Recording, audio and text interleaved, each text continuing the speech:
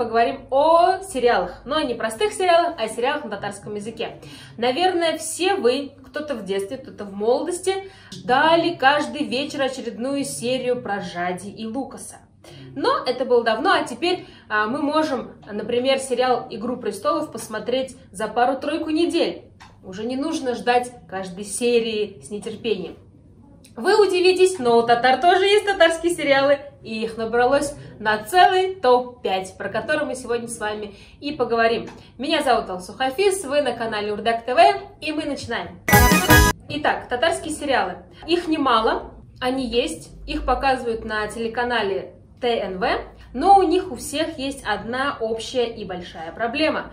Их снимает один и тот же режиссер. 99% всех татарских сериалов были сняты одним мастодонтом татарского сериалопроизводства, и это Нурания Жамали. И в нашем топ-5 тоже большинство сериалов будут именно от этого автора. Итак, поехали. 5-е место. На 5-м месте в нашем топе один из старейших сериалов на татарском языке «Яңа елда бергә булыйк».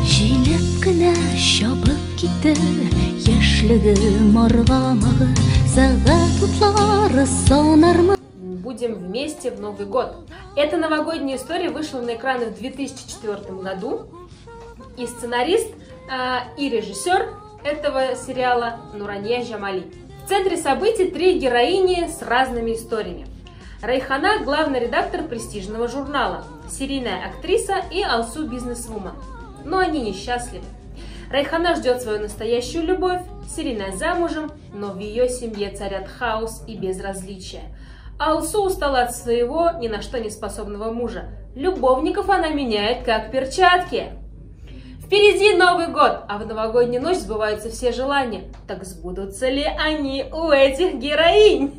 Надо сказать, что новогодняя ночь вообще стала мейнстримом, и наша уже теперь знакомая Нурания Ханум стала выпускать сериалы про новогоднее чудо каждый год. Не исключением стал и 2020 год. В новогодние праздники вышел очередной сериал «Махаббат Хакна».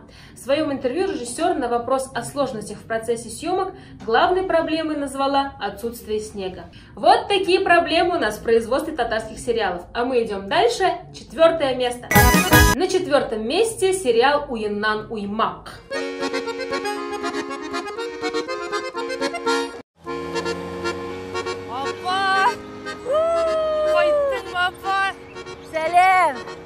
Сәлем, кызый! Хәлләр! Это такая игра, непереводимая игра татарских слов. Что она означает, вы сможете узнать, только посмотрев этот сериал. Главная тема и главное место, где развиваются события сериала, это татарская деревня. И здесь есть стандартный набор типажей для такого сериала.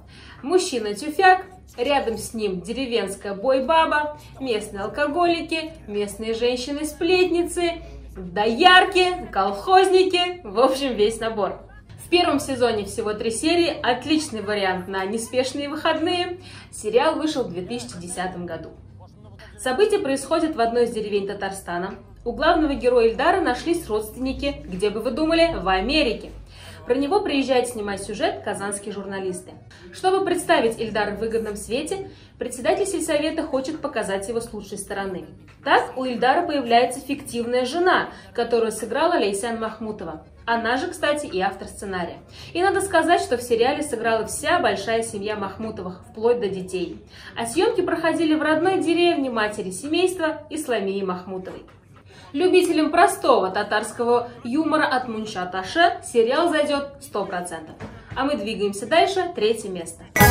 На 3-м месте запутанный блокбастер с проститутками, с потерей памяти и заказными убийствами. Сериал «Язмышлардан узмыш-юг» или «От судьбы не уйдешь», в котором всего 4 серии, вышел на экраны в 2006 году.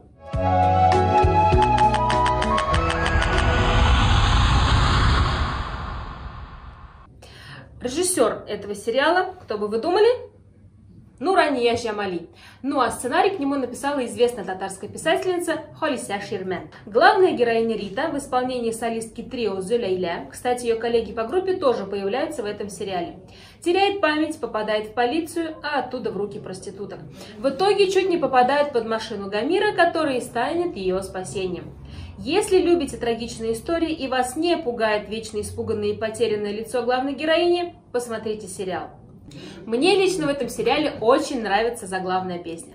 А мы идем дальше. Второе место нашего топ-5. На втором месте сериал, который стал прорывом для своего времени. В главных ролях тут снялись звезды татарской эстрады.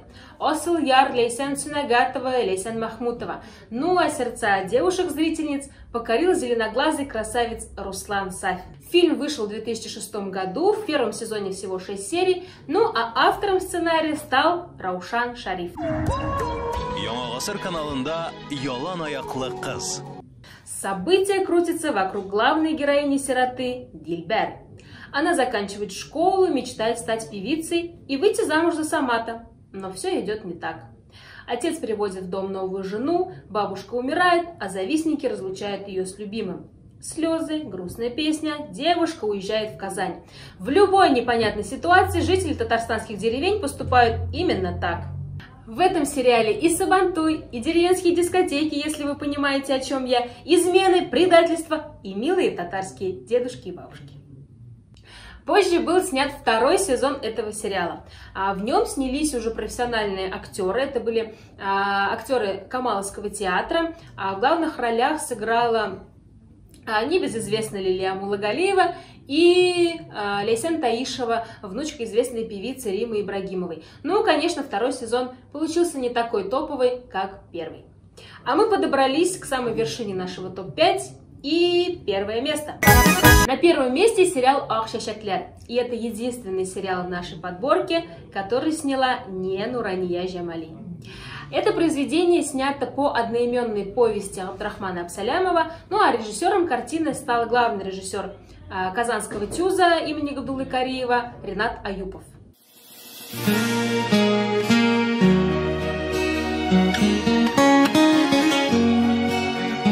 Это была самая масштабная работа телеканала «Новый век». Трехчасовую сокращенную версию провезли по городам и районам Татарстана, показывали в кинотеатрах. Фильм стал фильмом закрытия на фестивале мусульманского кино. Каждую серию этого произведения показывали за день 3 раза. Утром, днем и вечером. Картину начали снимать в 2015 году, в ней 10 серий. Деньги на создание картины дала Республика Татарстан. Сериал стоил 6 миллионов рублей.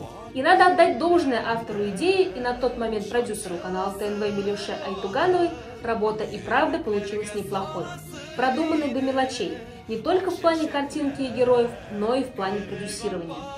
Действие сериала «Ах Шашаклер» разворачивается в 60-х годах прошлого столетия. Судьба разлучила влюбленных Гульшахиду и Мансура.